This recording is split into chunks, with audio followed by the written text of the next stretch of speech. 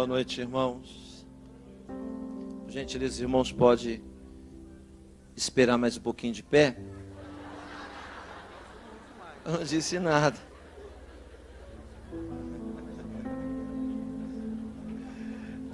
Tô brincando, pode sentar.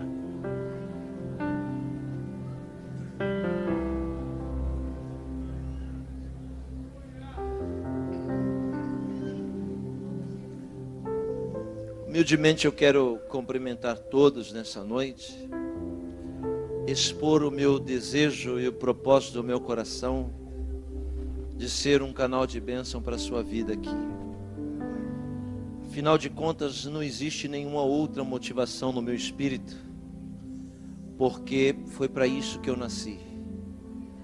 Mesmo sem meus pais imaginarem quem eu seria um dia, mesmo que eles tivessem feito tantos planos ao meu respeito, eu nasci com um propósito de Deus, de abençoar muitas pessoas, muitas até que eu nem vou conhecer e nem conheci. Mas se esse é o propósito de Deus, nós vivemos por Ele e para Ele. Por isso eu quero dizer a você a grande honra de poder estar aqui por permissão divina.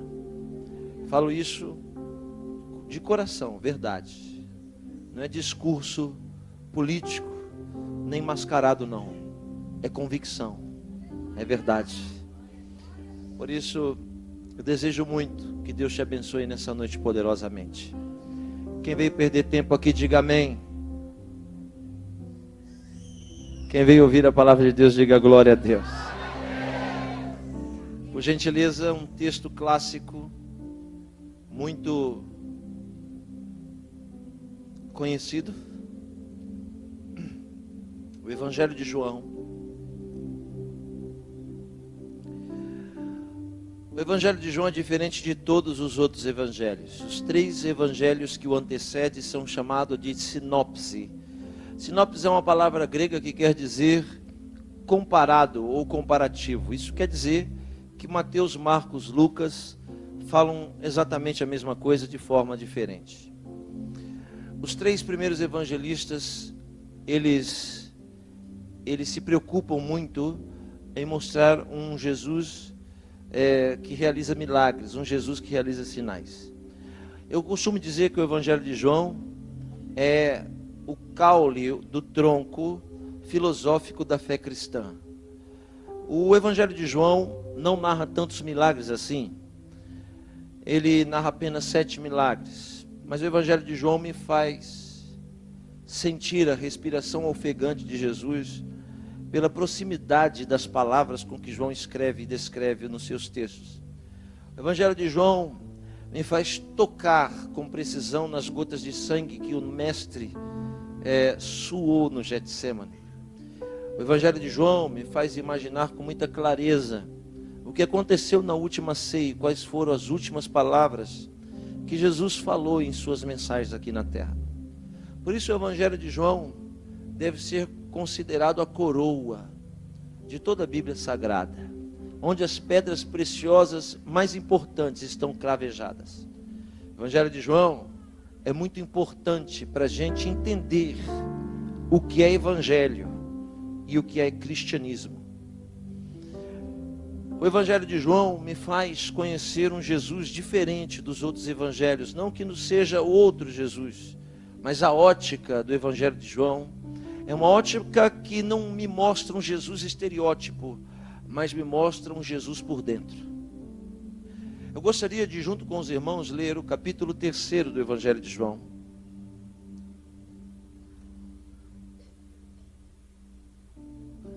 Gostaria de discorrer sobre uma das mensagens mais complexas que Jesus já pregou. Jesus pregou mensagens abertas, fáceis de entender. E também pregou mensagens codificadas, difíceis de serem entendidas. Algumas dessas mensagens Jesus disse para milhares de pessoas, outras para grupos pequenos de pessoas e outras para apenas uma pessoa. O terceiro capítulo do Evangelho de João é uma dessas mensagens complexas e codificadas que Jesus pregou.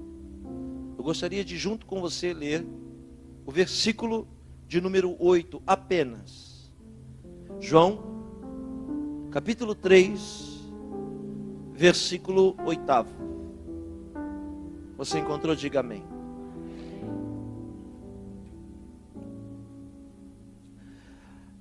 Trecho da mensagem que Jesus pregou naquele dia, naquela madrugada, naquela vigília. Ele disse: o vento sopra onde quer, ouves a sua voz, mas não sabe de onde vens, nem para onde vai. Assim é todo aquele que é nascido do Espírito. Feche os seus olhos. Nesta noite, Senhor, nós nos prostramos diante da beleza da sua santidade e da sua grandeza. Precisamos da tua ajuda. Precisamos da sua graça, da sua misericórdia. Precisamos da sua mão estendida para nos colocar com os pés firmes. Precisamos, ó Deus, encontrar força onde não a enxergamos. Quantas dessas pessoas que entraram aqui hoje em busca de uma palavra, de uma direção, nos sensibiliza, nos dá sensibilidade para entender o que tu tens a nos dizer aqui. Em nome de Jesus, nós te agradecemos, para a sua honra e glória. Amém. O terceiro capítulo do Evangelho de João é dedicado a um encontro épico. Épico quer dizer maior do que o grande. O Evangelho de João é um encontro, poderíamos dizer assim, de titãs, pastor Gesiel. O capítulo 3 do Evangelho de João é a narrativa do encontro de um homem chamado Nicodemos e Jesus. O próprio João, quando escreve para definir quem é Nicodemos, ele não é preciso.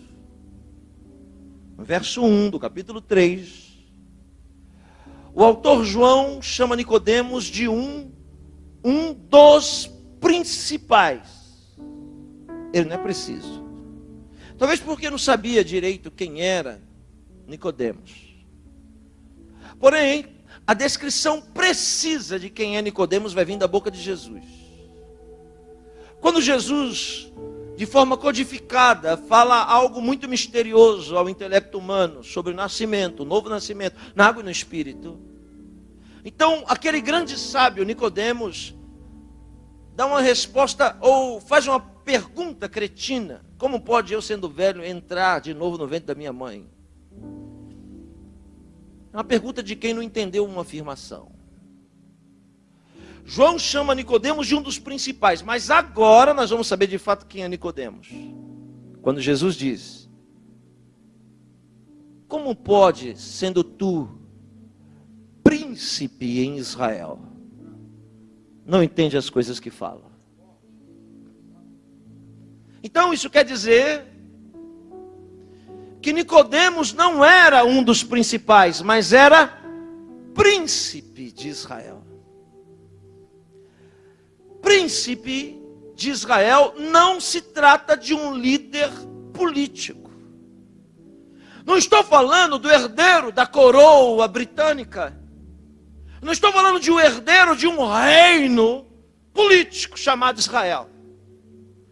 A palavra príncipe aqui origina-se do termo hebraico Nasser. Nasser. N-A-2-S-E-R.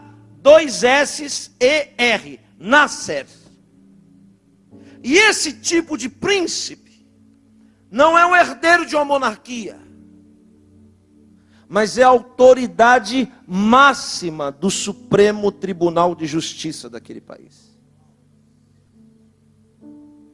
Para você entender quem é Nicodemos, vai precisar viajar 3.500 anos atrás. Se Nicodemos se encontra com Jesus há 2.000 anos, então quer dizer que para saber quem é Nicodemos, viajamos 1.500 anos antes de Cristo. Para saber quem é Nicodemos, precisamos voltar muito no tempo e aterrissar no livro do Êxodo. Lá vamos encontrar um homem chamado Moshe, salvo das águas. Deus chamou esse homem e disse: eu vou libertar a nação. Eu não vou libertar 1, 2, 10 ou 15 pessoas. Eu vou derramar uma unção sobre você, tão grande e poderosa, que a força dessa unção vai libertar 2,5 milhões de escravos. Eu não estou falando de um libertadorzinho, não. Eu estou falando de uma unção poderosa, que sozinha arrancou 2,5 milhões das mãos de Satanás. Eu estou falando de uma unção que nunca estará por fora. A unção não está no cabelo, na barba, na gravata, no sapato, no vestido, no cabelo, nas axilas. A unção nunca vai estar por fora. A unção está por dentro da pessoa. O que nos faz ser grandes ou pequenos, o que nos faz ser vencedores ou perdedores, não é o que está por fora, aleluia, mas é o que está dentro de nós. A unção que está sobre Moisés é tão grande, que ela mina pelos poros. Ela se derrama como uma bacia cheia d'água. Ela vai se derramando, minando, que o rosto dele brilha, porque a unção sai pelos poros. Então alguém o orienta a usar burca. Bota uma burca na cabeça, porque teu rosto brilha. A capacidade que Deus te deu é sobrenatural, e ela extravasa de dentro de você. Ela sai pelos seus poros. Moisés liberta 2,5 milhões de hebreus, sem contar os vizinhos. É assim que está escrito no 10º capítulo, 11º e 12º capítulo do livro do Êxodo. Quando a Páscoa chega, aí então Deus diz: avisa para os vizinhos. Então, muitas pessoas se equivocam achando que foram só 2,5 milhões de hebreus, mas não, os ciganos também vieram. Os vizinhos também vieram. E quando Moisés vai ler o decálogo, os 10 mandamentos, ele o recita em 70 línguas. A unção é poderosa, que vai arrastando, tão forte, que o vento que vai na frente dela vai abrindo o mar. Vai trazendo 2,5 milhões de pessoas. E agora, Moisés é o ponto de referência para milhares de escravos que não têm referência.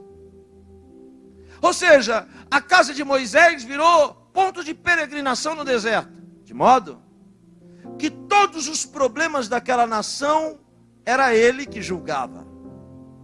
Desde o vizinho que roubou a galinha da vizinha, até o filho que esfaqueou a nora, tudo era trazido para ele.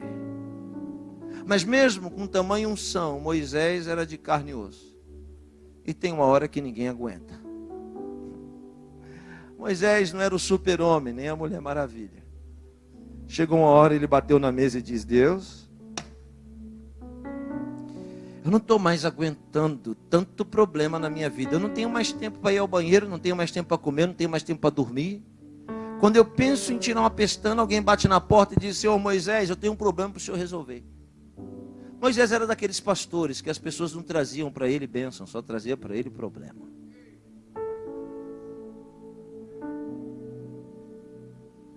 Aleluia. Moisés diz: chega, basta, não aguento mais, Deus. Deus, o que eu faço? Eu preciso de ajuda. Estou explicando sobre Nicodemos. Eu preciso de ajuda. É preciso que o Senhor me dê uma estratégia. Aí Deus disse para Moisés: eu tenho uma saída. Faz o seguinte, você escolhe 70 homens piedosos e justos. Você escolhe 70 homens tementes a Deus e traz eles para perto de você. Quando eles chegarem perto de você, você distribui, põe a mão sobre eles e distribui a unção e a capacidade que eu te dei para eles te ajudarem. Aleluia. Alguém me perguntou quem era Deus, e eu disse: Deus é um poço com água. Se você jogar o balde e tirar água, pode ficar de olho, que o nível vai continuar no mesmo lugar. Se você não jogar o balde e não tirar água, pode ficar de olho, que o nível vai ficar no mesmo lugar. Porque Deus é uma fonte inesgotável. Quanto mais você puxa, mais Ele tem para te dar. Mas se você não puxar, não tem problema, Ele continua tendo para te dar. Hoje é a noite que Deus vai te dar um balde bem grande na sua mão para você puxar o que Ele tem para te dar. Moisés chamou 70 e disse: agora eu vou dividir com vocês. Ou seja, a palavra não é dividir, mas sim compartilhar a capacidade que está sobre ele. A Bíblia diz que Moisés põe a mão nos 70. E a unção que está sobre ele se distribui sobre os 70. E todos profetizaram. Em uma época que não existia Espírito Santo como existe hoje. Agora, Moisés não julga mais o país sozinho. Se formou um supremo tribunal de justiça, que em língua hebraica vai se chamar Shinedrim, e em português vai se chamar Sinédrio. 70 juízes de alta patente formam um tribunal, e Moisés é o príncipe daquele tribunal. O que significava o príncipe? Moisés era a materialização da lei. O espírito da justiça estava sobre o príncipe. A glória da equidade estava sobre o príncipe. Não eram 10 mandamentos numa madeira, não. Era 10 mandamentos numa pessoa. Ele era a referência divina. Ele era o príncipe de Israel. Acreditavam-se de forma transcendente, metafísica e mística, que Moisés era a própria Torá. E é impossível, você não consegue pegar a Torá e botar ali e Moisés aqui, porque a Torá e Moisés se misturam. É uma coisa só. Quando Moisés vai ser tomado por Deus, ele pergunta a Deus: quem é o príncipe que vai me herdar, que vai me suceder? Deus disse: Josué, filho de Nun. Josué passa a governar o tribunal máximo de justiça de Israel. Quem quer que eu pare, diga amém. Quem quer que eu continue, diga glória a Deus. Daqui a 20 minutos eu começo a mensagem. O espírito e a capacidade que estava sobre Moisés agora está sobre Josué. Josué conduz a nação. É a referência da justiça. É forte isso. Quando Josué vai ser tomado, ele tem um sucessor, chama-se Jair, o primeiro dos juízes. Depois Tolá, Jefté, Gideão, Barak, Débora, Sansão. 300 anos. A justiça peregrina entre os homens sobre o príncipe de Israel. Assim então se sucedeu até chegar em Samuel. Samuel era a própria justiça na terra. Presidente do STJ, da Suprema Corte da nação. O homem que não poderia errar. O homem escolhido por Deus. O homem referência de acerto e não de erro. Quando Samuel vai passar a presidência, ele passa para Saul. Depois, ela é transferida para Davi. E Davi transfere a presidência do Sinédrio para Salomão. A prova? A prova é que duas mulheres brigam por um filho. E é o príncipe da justiça, o espírito da lei, que diz: corta o menino ao meio e dá metade para cada uma. O reino se divide, mas o Sinédrio não. Outros reis sucedem, mas vai ficando muito longe da essência. Muitas coisas vão sendo agregadas àquela cultura, àquela justiça. O que deveria ser blindado, não era blindado.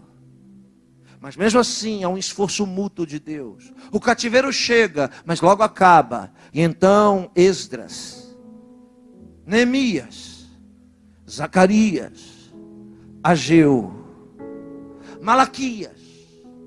E então, os helênicos conquistam o mundo. Os helênicos devem ser um povo considerado. Considerado como Alexandre o Grande, o seu grande nome. Por quê? Porque os reinos que o antecederam, os babilônicos, os caldeus, os persas e os medo-persas, tinham uma política de conquista horrível. Quando eles conquistavam a terra, eles destruíam a cidade, deixavam a cidade toda em cinzas, matavam os valentes, escravizavam os homens, humilhavam as mulheres, acabavam com a cultura, acabavam com a fé, acabavam com a religião, com a ortodoxia de cada povo que conquistavam, extinguiam aquele povo. Mas Alexandre o Grande foi diferente. Ele pensou: quando conquistarmos um povo, seremos amigos dele. Então manteremos a sua cultura, manteremos a sua fé, manteremos a sua religião.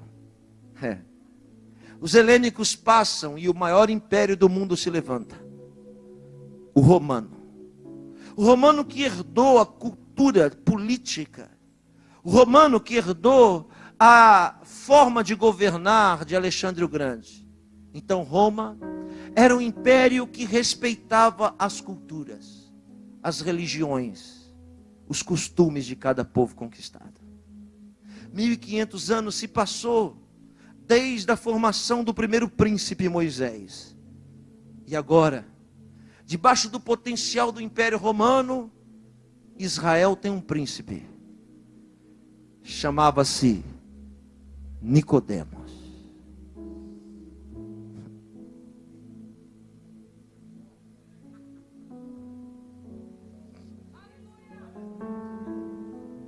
Nicodemos aparece na transição do primeiro para o segundo ano do ministério de Jesus. Ouça. O ministério de Jesus é dividido em 3 partes. O primeiro ano é chamado do ano de inauguração. O segundo, ano da popularidade. E o terceiro, ano da oposição. Devemos levar em conta que o ano da inauguração é 1 ano. O ano da popularidade é 1 ano, mas da oposição 1 ano e meio. É uma regra. Toda a oposição sempre será maior do que qualquer outra fase da nossa vida. Nicodemos aparece entre o primeiro e o segundo ano do ministério de Jesus. Exatamente na transição. Jesus está saindo do ano da inauguração, entrando na popularidade. O que isso quer dizer? Que Jesus ainda está formando os seus discípulos, os primeiros discípulos. Nicodemos ouviu falar de Jesus e foi ter com ele de noite, na penumbra da noite. O homem mais poderoso da nação, o homem que o Império Romano prestava-lhe reverência e homenagens, e medalhas, e diplomas, e honras ao mérito. Ele ouviu falar do pregador jovem, Rabino da Galileia, e foi ter com ele à noite. Por que não foi ter com ele de dia? Sabe por quê? Porque mesmo sendo príncipe, Nicodemos era comprometido. Comprometido com o sistema. Comprometido com o Império Romano. Comprometido com a opinião das pessoas que estavam ao redor dele. Comprometido com o seu ego. Comprometido com tudo aquilo que ele viveu a vida inteira acreditando. Comprometido com seu status. Mas mesmo comprometido e grande como era, como qualquer ser humano, cheio de necessidades, igual você. Eu tenho uma pergunta para lhe fazer que você não precisa me responder, porque não vai adiantar nada você falar para mim, você tem que falar para você. A pergunta é: com quem e com que você está comprometido?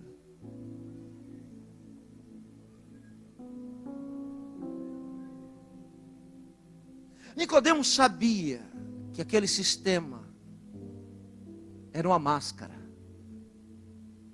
Mas ao mesmo tempo que aquele sistema era uma máscara, porque não preenchia o vazio dele, Nicodemos não podia abrir mão da máscara que ele usava para se sustentar.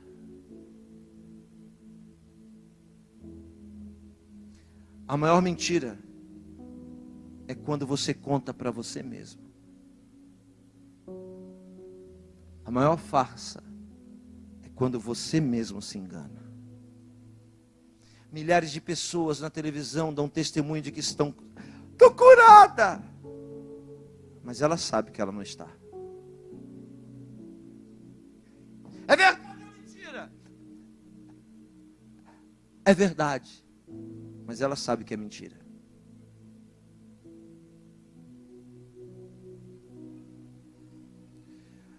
Uma sede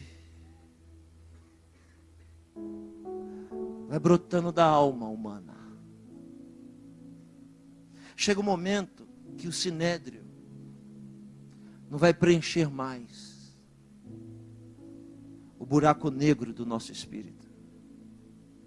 Vai chegar um momento que a gente vai dizer assim: quer saber?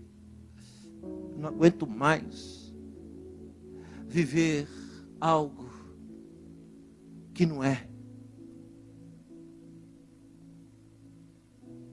Nicodemos decide pôr uma túnica preta cobrindo o rosto. Avisa para as pessoas próximas dizendo: não fala para ninguém, diga que eu estou dormindo. E não resiste, porque a voz daquele pregador era intrigante. Ele viu naquele pregador a esperança de preencher a sede que tanto ele tenta saciar. E de noite, na penumbra da noite, para não ser visto, ele bate na porta do Rabino de Nazaré, que não tem envergadura política, que não tem nada para lhe oferecer, senão a água que jorra para a vida eterna.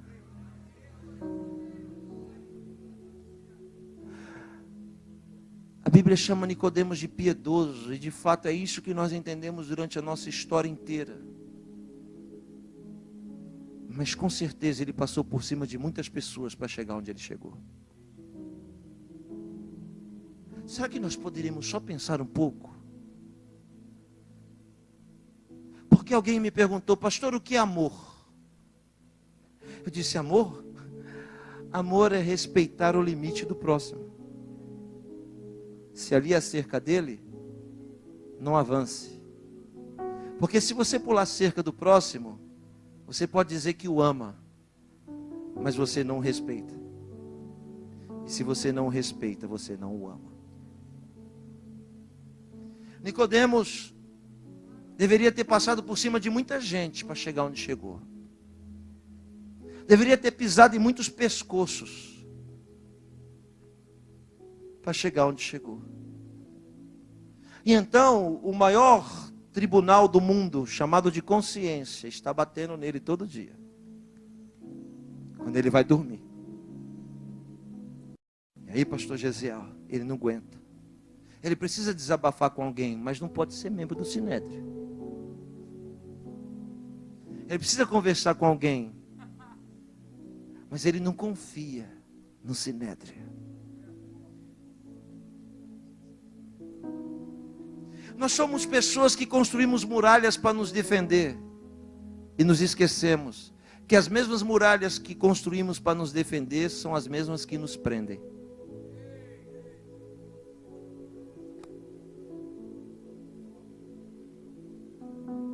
Um dia desse encontrei um pastor no aeroporto que eu me assustei com ele. Disse: o que aconteceu? O pastor está doente. Pastor, o que está acontecendo com o senhor? O senhor está abatido. Ele disse: eu não aguento mais. O que foi, pastor? Eu estou pregando de tarde, de manhã e de noite. Falei: por quê? Porque eu preciso pagar a televisão, o rádio, o terreno da igreja. Eu preciso também pagar a parcela do apartamento. Eu estou trabalhando para sustentar uma engrenagem que eu mesmo coloquei nos meus ombros.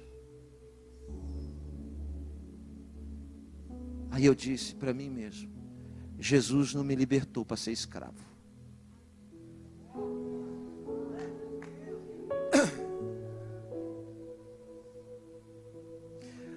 Está sufocado? Está cercada? Você mesmo que construiu essa muralha. Esqueceu quando chumbou a porta dizendo: eu vou fechar essa porta para ninguém entrar. Que bom, ninguém entra, mas você também não sai.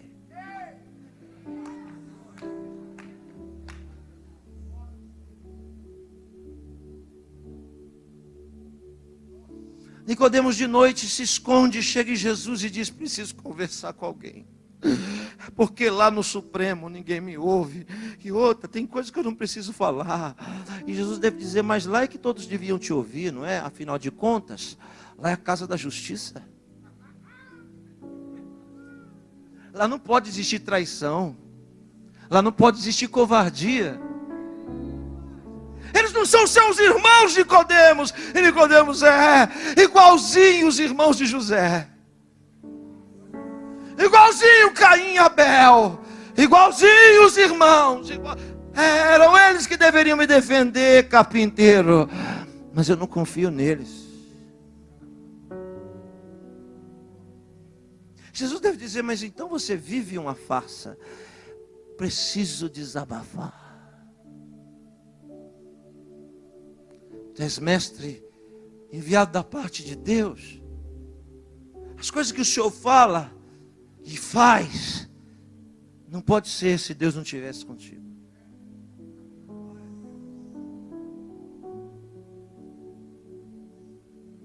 Jesus olha para Nicodemos e diz: e agora ouça a mensagem. É assim que te diz o Senhor. Jesus olha para Nicodemos e diz: eu sei como isso funciona. Senta aqui do meu lado, eu vou lhe explicar. Eu não vim fundar nenhum sistema.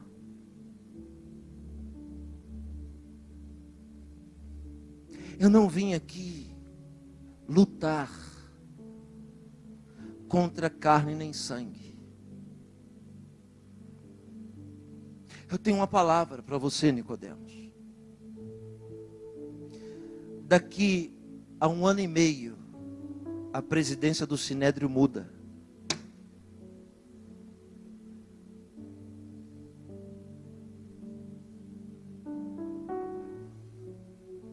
E eu tenho uma proposta para lhe fazer.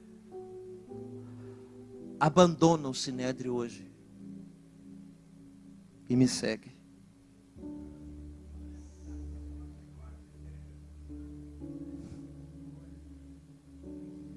Abre mão dessa farsa, abre mão dessa máscara, abre mão de tudo isso que você vive. Eu sei que não vai ser fácil, mas eu te ajudo.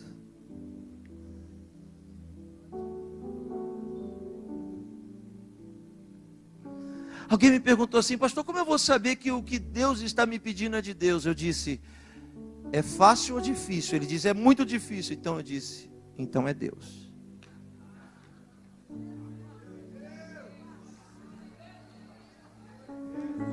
Deus nunca vai pedir para você algo que seja fácil. Jesus não disse para Nicodemos: faz o seguinte, ó, você me buscou na penumbra, não é? Você quer ser um discípulo assim, daqueles secreto, não é? Então faz o seguinte, seja um discípulo secreto e continue na face que você está.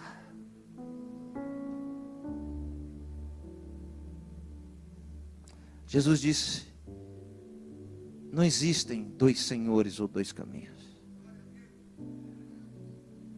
Ou você abre mão do sinédrio para me seguir, ou você abre mão de mim para continuar como você está.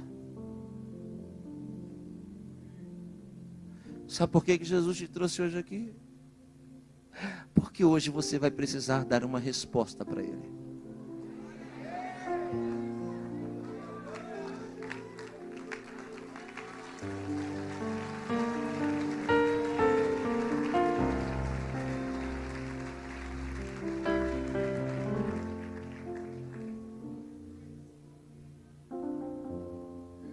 O que Jesus está falando para Nicodemos?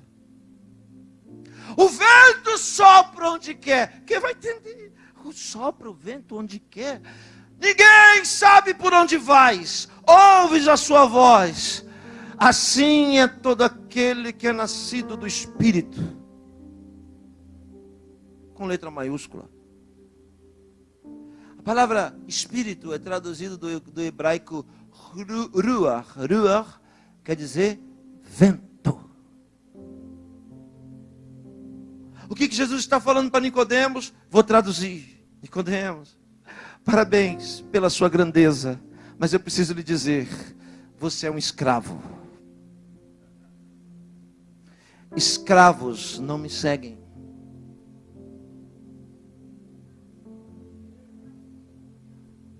Só me segue quem é semelhante ao vento. Ninguém consegue prender o vento.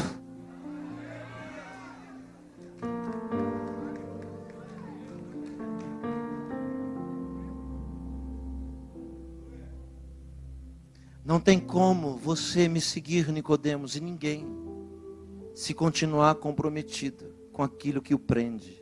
Porque tudo aquilo que te prende te domina, e tudo que te domina é Senhor na sua vida.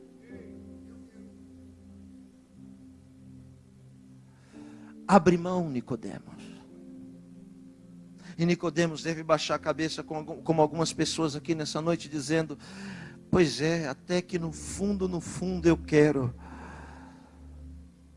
mas não tenho coragem.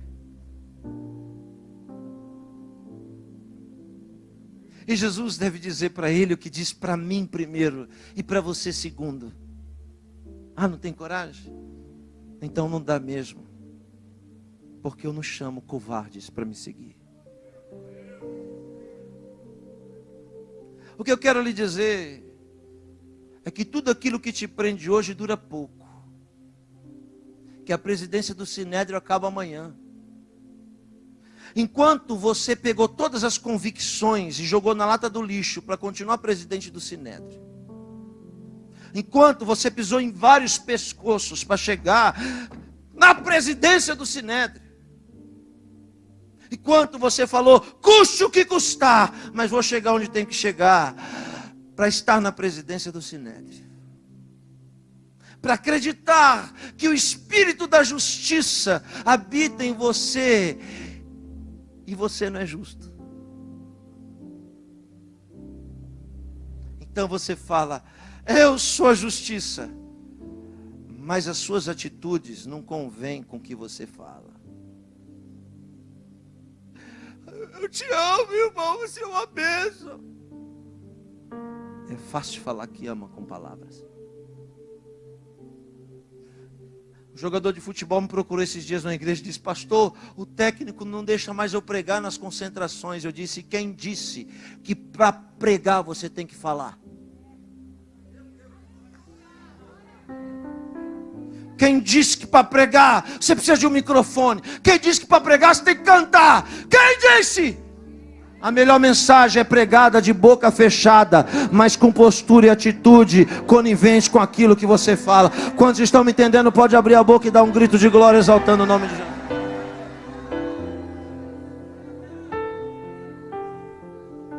Jesus olha para Nicodemos e diz: duas escolhas. Ou sai daqui ainda com sede, e vai viver com sede, porque não quer abrir mão de algo que é muito pequeno diante daquilo que eu vou fazer. Porque a presidência do Sinédrio vai passar, mas se você for meu discípulo, seu nome vai ser eternizado. Eu vou colocar um espírito sobre você, que não é igual ao espírito que estava sobre Moisés. Porque a rigidez da lei estava sobre ele. Eu vou lhe dar um espírito flexível. Uma unção flexível. Daquela que diz assim: quem não tiver pecado, atire a primeira pedra. Afinal de contas, nós humanos estamos todos no mesmo barco. Esses dias alguém me disse: ai, a Xuxa! Olha a Xuxa, olha a Xuxa! E eu fiquei olhando aquela pessoa gritando: a Xuxa, a Xuxa. E eu perguntei: mas e daí que é a Xuxa? A Xuxa, você não entendeu? Xuxa! Aí eu disse: tá bom, mas a Xuxa não faz xixi? Xuxa não dorme? Xuxa não vai ao banheiro? Que diferença tem?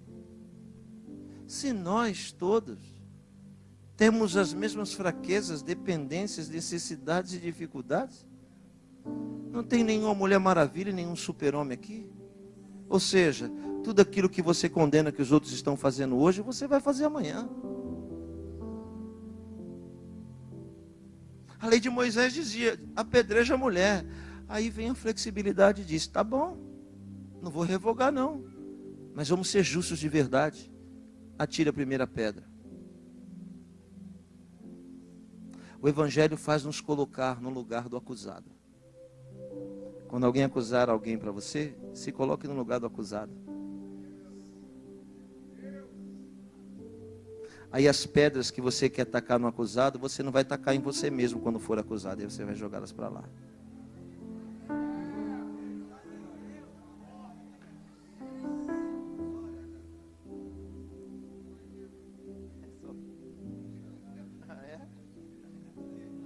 Não é não, é reflexão. Nossa fé.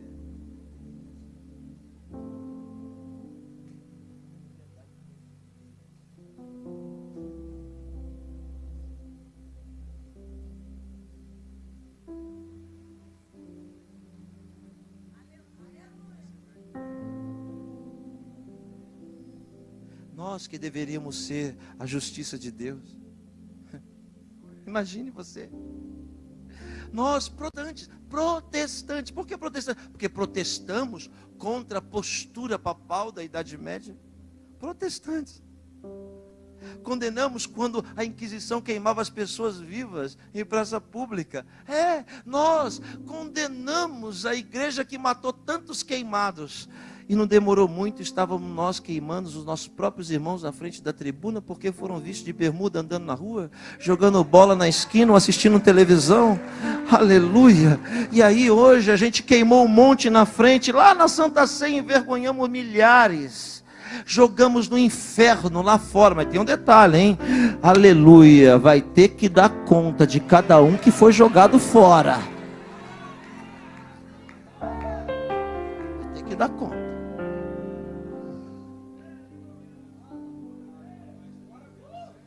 Nicodemos ouve uma proposta muito difícil. Olhe para mim, ouça, você precisa dar uma resposta hoje. Jesus tem uma proposta para você. A proposta que Jesus tem para você é: vale a pena continuar? Vale a pena pôr sua salvação em risco por causa do sinédrio? Por causa do status? Porque alguém vai te aplaudir na rua, olha lá, o espírito da lei. E no fundo você sabe que você não é o espírito da lei. Porque você não é tão justo como as pessoas dizem que você é. Nicodemos ouve aquela palavra intrigante. Jesus disse: quer me seguir? Abandona tudo. Arrebenta essas cadeias, porque você é um escravo, Nicodemos. Você é escravo de tudo aquilo que você construiu. Então larga tudo para lá e me segue. Vem, vai valer a pena. Nicodemos disse: eu não posso. Eu não posso. 2 anos depois, Jesus é preso, sob acusação de se chamar Deus. O Império Romano não tem nada com isso. Mas foi o Sinédrio que mandou prendê-lo. Faziam meses que a presidência tinha mudado. Sai Nicodemos, entra Caifás. Caifás mandou chamar Jesus e sobre a acusação de blasfêmia mandou prendê-lo.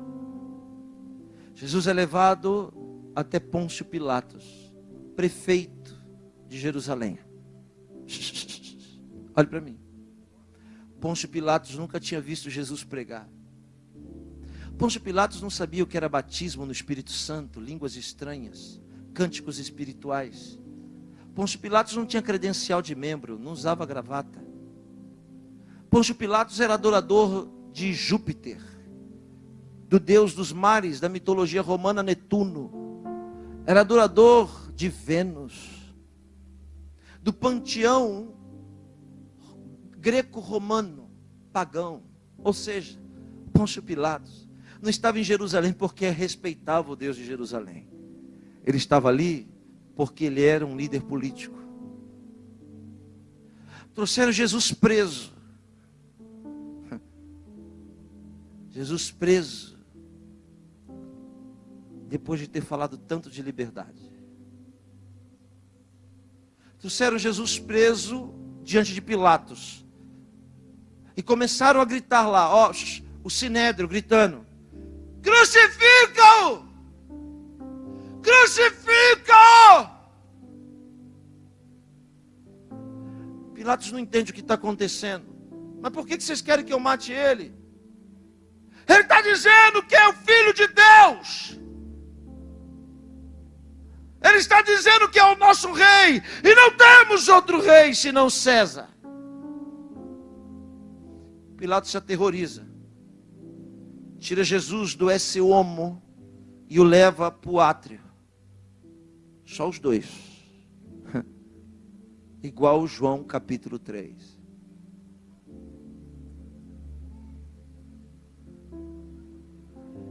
Chega perto de Jesus e faz uma pergunta.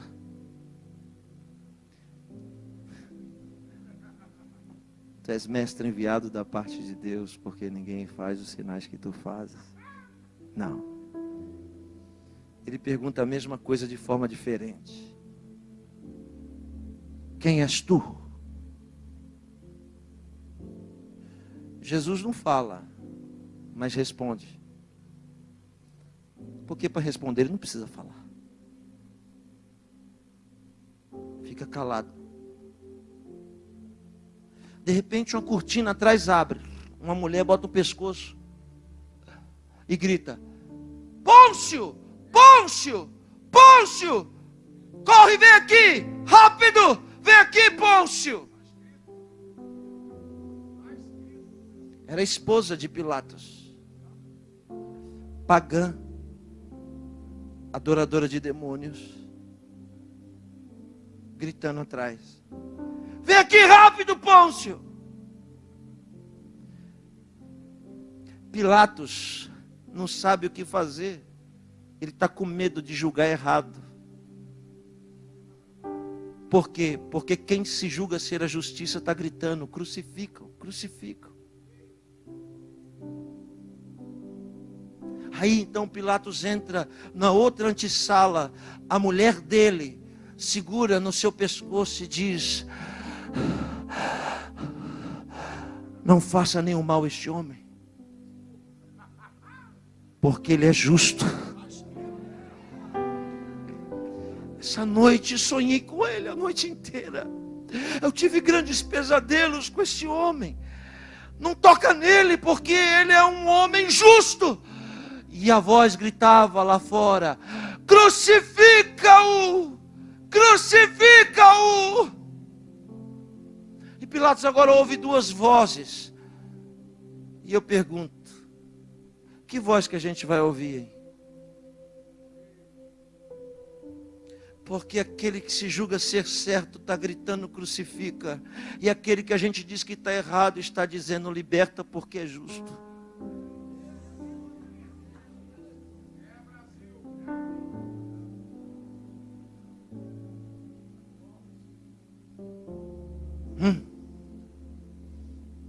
Quem será o portentor da vida eterna? A quem pertence a salvação? Senhoras e senhores,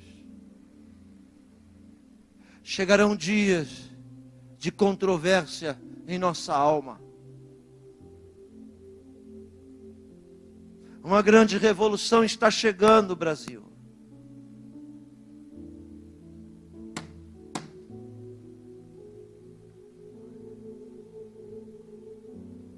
A mulher diz: não toca nele porque ele é justo. E Pilatos deve dizer: mas ouve, quer ver, ó, ouve o barulho, a turba, é o povo dele que está gritando, são os irmãos dele que está gritando. Olha quem está gritando lá fora. Mulher, veja a voz, é a voz de hebreus, eles estão gritando em hebraico, ninguém grita em latim. A única voz em latim que escuto é a sua.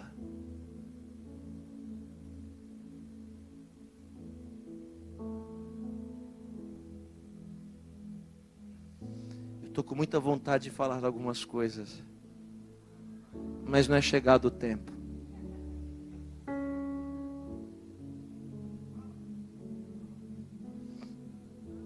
Não, é muito, muito forte. É avassalador, é muito forte. É tsunami, é muito forte. É mexer demais com quem não esperava. Pilatos agora está entre a voz de uma mulher que, se chegasse aqui, a gente ia dizer: pombagira, Jezabel, maldita, vou pôr a mão na sua cabeça, os demônios vão se manifestar. Mas aí, quando ela chega, a gente não sabe se os demônios vão manifestar lá ou aqui.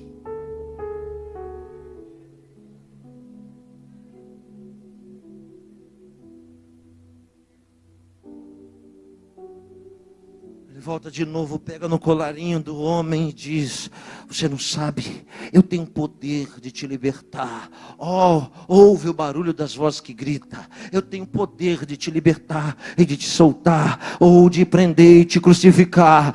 E agora Jesus olha e diz: nenhum poder teria sobre mim, se não fosse enviado daquele que me...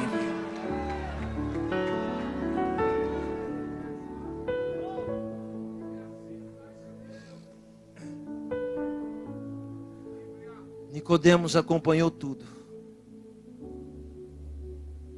Jesus não falou mais com ele, mas olhava. O olhar de Jesus constrange a alma, nos faz derreter igual uma manteiga.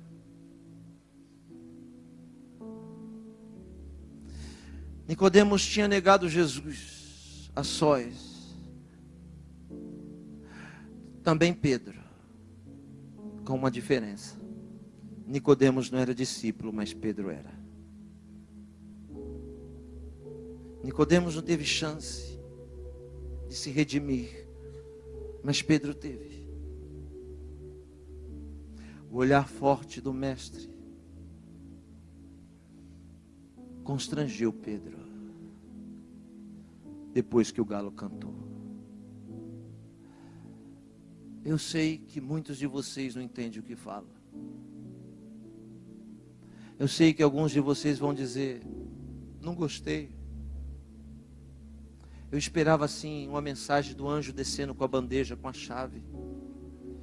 Eu esperava assim um eis que te digo que o varão que eu tanto espero, meu noivo, está chegando. Eu estava esperando assim dizer que Deus ia abrir uma grande porta para mim e eu ia ganhar aquele dinheiro tão prometido. Eu estava esperando Ele dizer que hoje ia me levantar desse leito e sair andando. Mas o que adianta dizer: levanta, toma o teu leito e anda, e com as próprias pernas ir para o inferno? Então, antes de dizer para você: levanta, toma o teu leito e anda, Ele diz: perdoados estão os seus pecados. É que esse negócio de pregar salvação não dá mais ibope. Esse negócio de pregar vida eterna não dá mais ibope. Nicodemos, você veio aqui nessa penumbra para ouvir, não foi? Lhe basta ter coragem de romper com tudo o que aí dentro de você sabe que não é a verdade. Fique de pé.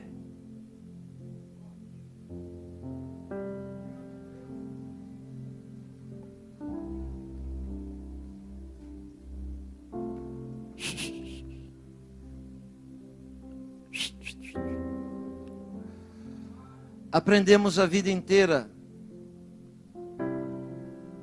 a coar a mosca e deixar passar o camelo. Vida inteira. Para muitos, santidade é cara feia e ignorância. Santidade é altruísmo.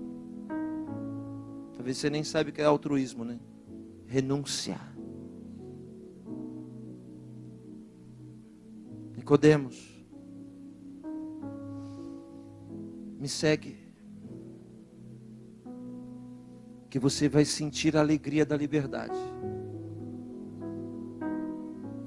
A opressão vai acabar. E Nicodemos dizer: o senhor está dizendo que eu sou oprimido? Espera aí, eu sou nascido e criado no Sinédrio. Milhares dos nossos estão dentro do Sinédrio e oprimidos. Porque a gente fala que Jesus salva, cura e liberta, mas a gente nem tem certeza se é salvo, porque estamos doentes e presos. Feche os olhos e reveja os seus conceitos. Tenha a grandeza de reconhecer que você precisa dele.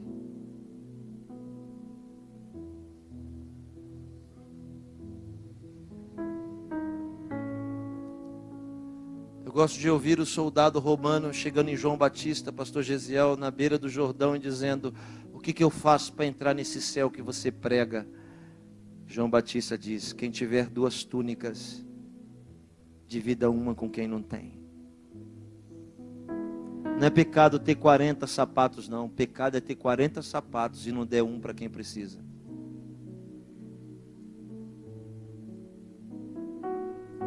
Não é pecado ter 50 ternos, não. Pecado é ter 50 ternos e não ter a grandeza de dar um deles para quem está precisando. O outro centurião gritou: mas eu também quero entrar nesse reino. E João Batista diz: quer? Então não aceita suborno. Não aceita falsa acusação. Você vai dizer: nunca ninguém me subornou. Pensa direito. Porque talvez você aceitou suborno sem saber.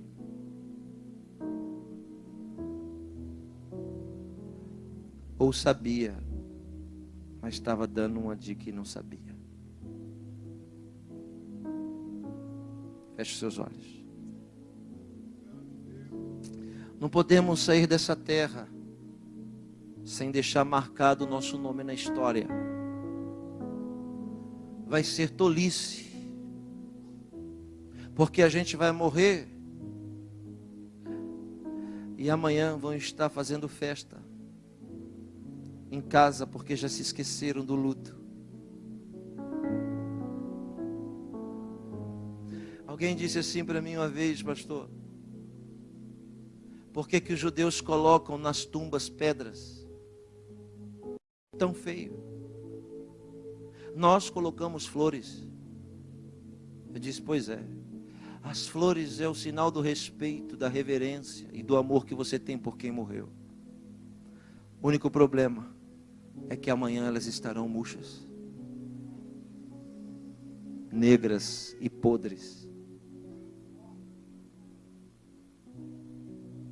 Eu não quero flores sobre a minha tumba. Eu quero pedras. Vai vir um sol, vai vir a chuva, vai vir a tempestade, mas ela vai estar lá.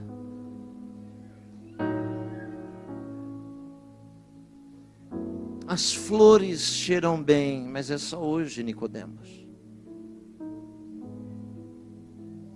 As flores são belas, mas é só hoje. O sinédrio floresce só hoje, Nicodemos. Aceita as pedras. Elas vão resistir. Se você morrer hoje, será que vão lembrar de você como uma boa mulher que ajudou o próximo? Ou alguém vai dizer: graças a Deus que essa praga morreu?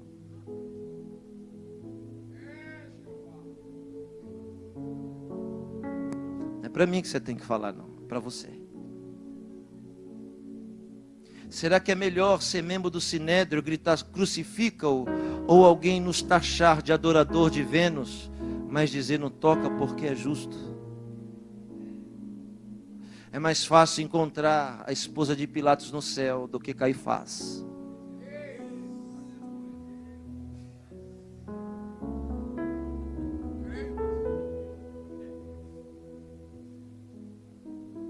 E a gente diz: eu prefiro ser Caifás.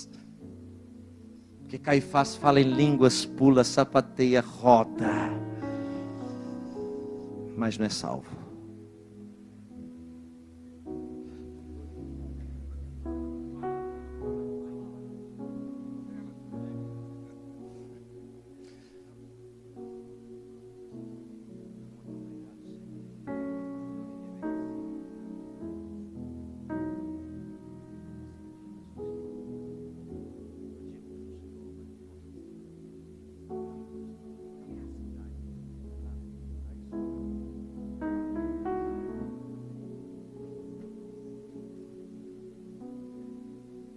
Feche os seus olhos. Bendito és tu, eterno nosso Deus, porque tu és o Rei de todo o universo e a sua palavra dura para sempre. Bendito seja o seu nome e o seu reino jamais terá fim. Não queremos o espírito da justiça, mas queremos ser justos. Não queremos, ó Deus, pegar em pedras, mas queremos jogá-las no chão hoje. Não queremos ser esquecidos amanhã, mas queremos ser lembrados por aquele homem que marcou a história, porque teve a grandeza de ajudar quem estava caído. Muito obrigado, Senhor, porque melhor do que ser sacerdote levita, melhor do que ser um judeu, é ser um samaritano bom. Muito obrigado, Senhor. Ó Deus, porque melhor do que ser do Sinédrio é ser como a esposa de Caifás, que mesmo sem saber quem Deus era, disse: este homem é justo, e foi justa naquilo que ela disse. Ó Deus, não permita-nos nos perder aqui dentro da tua casa. Não permita-nos, ó Deus, ser pedras de tropeço para os nossos irmãos. Não permita-nos, ó Deus, não permita-nos, eu te peço, por favor, novo, não permita-nos nos vender por nada. Ó Deus, nós renunciamos agora à presidência de qualquer sinédrio, à glória deste mundo. Nós agora renunciamos tudo isso. Não queremos, ó Deus, nos enganar a nós mesmos. Nós precisamos ser salvos, precisamos ser saciados pela tua glória. Ó Deus, queremos ser decapitados, aleluia, lançados nas covas dos leões, mas queremos fazer isso cheios do Espírito Santo de Deus. Ó Senhor,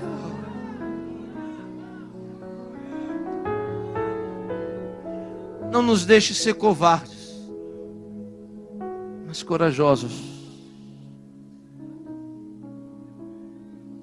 Arranca a nossa máscara,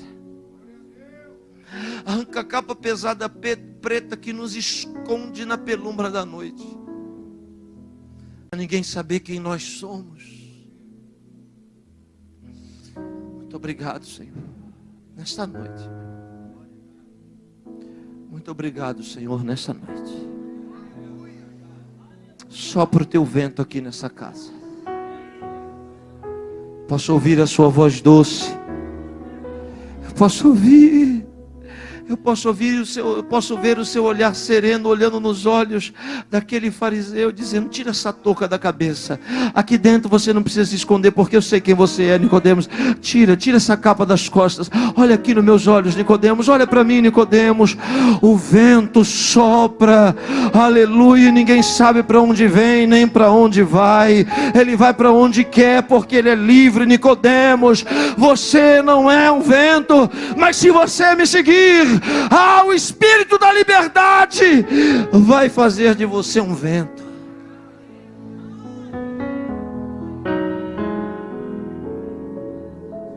Hoje que eu vou lhe dizer, igreja, você não está no sinédrio, você está na casa de Jesus. Arranca essa touca da sua cabeça. Aqui dentro você não precisa se esconder.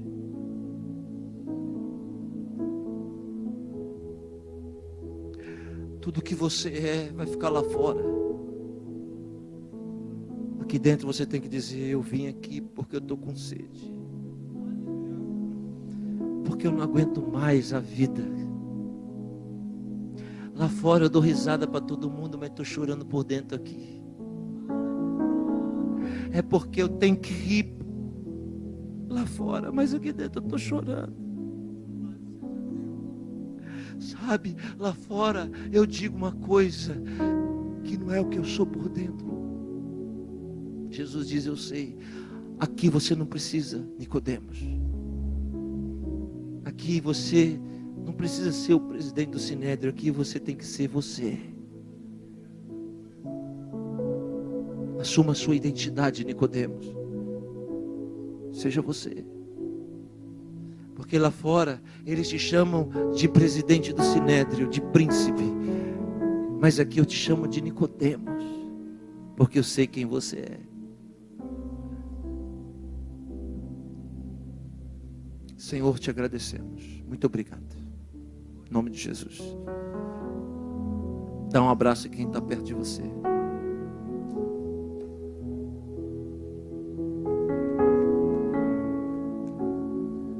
Diga uma palavra profética. Diga uma palavra profética e abençoe essa pessoa aí, vai.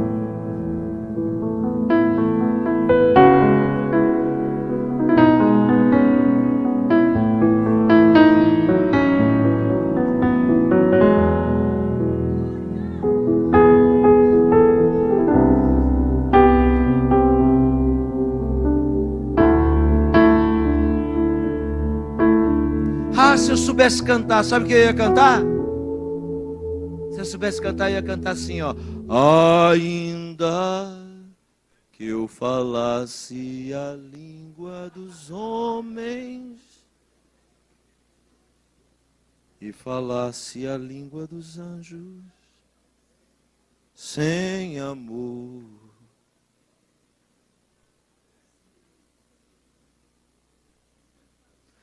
essa música é lá daquele, é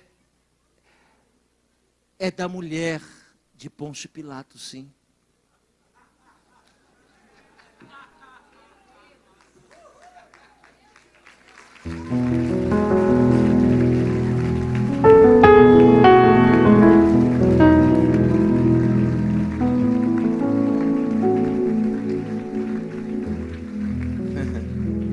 Se assente aí.